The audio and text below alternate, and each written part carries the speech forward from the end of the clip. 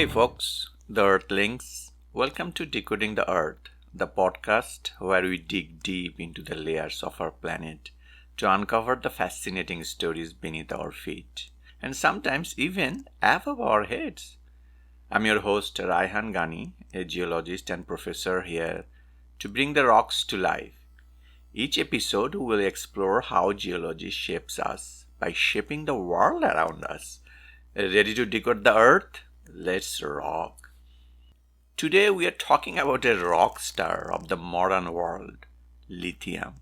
This mineral has gone from a minor element in Earth's crust to the superstar of our green energy future.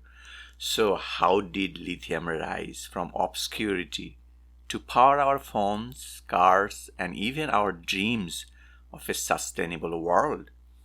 Lithium, one of the lightest elements on Earth, yet powerful enough to drive the future of energy. Thanks to these unique properties, lithium is the go-to for rechargeable batteries, powering electric cars, smartphones, and massive energy storage systems. And here is something exciting. Kentucky is set to become one of the top 3 lithium battery producers in the nation by 2030. This development is expected to create thousands of new jobs and give a major boost to the state's economy. But here's the cool part. All that lithium we are using didn't just appear out of nowhere. It's sourced from unique geologic formations created millions of years ago, each deposit telling a story of Earth's ancient processes. Lithium deposits form in 2 primary ways: brine deposits and hard rock pegmatites. Brine deposits are typically found in dry lake beds, while lithium has slowly dissolved in groundwater over time. These deposits are especially abundant in the lithium triangle in South America, like Bolivia, Chile, and Argentina, as well as closer to home in places like California, Utah, and Arkansas. In these regions, lithium is extracted by pumping brine out of aquifer to the surface, where lithium is then separated from the brine through evaporation or direct extraction.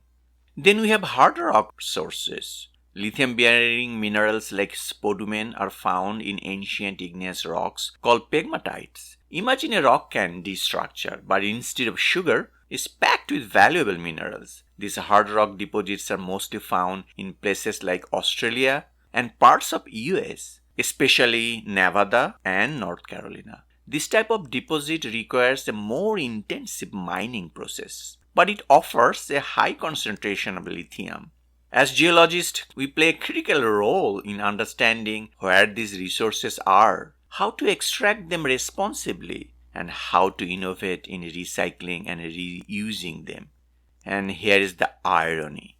The same technology geologists once used to locate and extract fossil fuels, resources that literally fueled our civilization and unfortunately contributed to the current climate crisis, can now be repurposed to explore and extract resources for green energy like geothermal energy, lithium, and even uranium. It's a powerful reminder of how our field can pivot to drive sustainable solutions.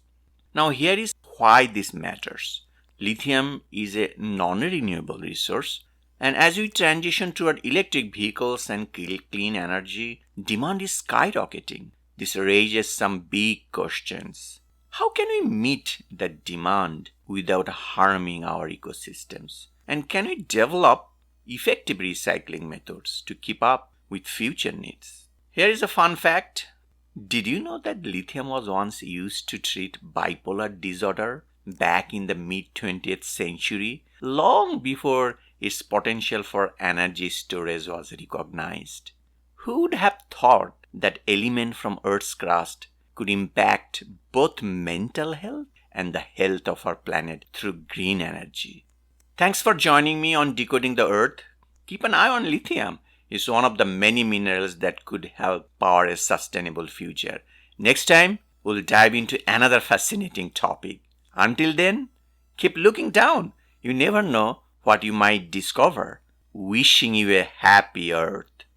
A special thanks to Professor and geologist Nahid Gani for directing and producing this podcast. Don't forget to subscribe and follow us on social media to stay up to date on all things geology. See you next time on Decoding the Earth.